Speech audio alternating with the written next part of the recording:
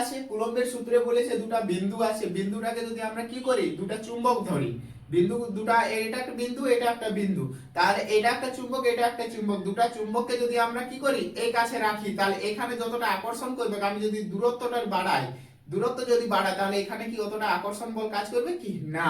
ঠিক সেটাই বলেছে এখানে, দুটা বিন্দু বিন্দু আধানের আকর্ষণ বা বিকর্ষণ বল আধান দুটির গুণফলের সমানুপাতিক এবং এদের মধ্যবর্তী দূরত্বের বর্গের ব্যস্তানুপাতিক। যদি আমরা দুটা চুম্বককে যদি দূরত্ব বাড়ায়, তাহলে আকর্ষণ বলটা কি করবে, কাজটা কম করে। একই রকম এখানে আছে গাণিতিক রূপটা, এই দুটা, এটাকে আমরা কি, আধানকে আমরা Q1 এবং Q2 দ্বারা প্রকাশ করি। যদি দূরত্ব যদি বাড়ায়, তাহলে কি আসছে দেখো এখানে, যদি আমরা আধান দুটার যদি গুণফল করি, তাহলে এটা সমানুপাতিক। আধানগুলা যদি বড় বড় হয়, মনে করো এখানে দুটা চুম্বক আছে, এই চুম্বকগুলাকে আমরা কি করেছি, যত চুম্বকগুলোকে বড় রাখবি, চুম্বককে আমরা যত বড় নিব তত আকর্ষণ বল কাজ করবে।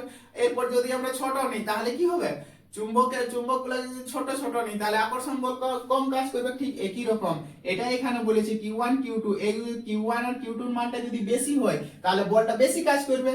এরপর যদি আমার কি হয়, দূরত্ব যদি আমরা বাড়াই, দেখো বর্গের ব্যস্তানুপাতিক, বর্গের ব্যস্তানুপাতিক মানে দূরত্বটা যদি আমি বাড়াই, তাহলে যে বলটা কি করবে, আকর্ষণ বলটা খুব কম কাজ করবে। তাহলে সেটাই বলেছে, তো এটা কি হয়, ব্যস্তানুপাতিক মানে কি, বলটা কম কাজ করবে।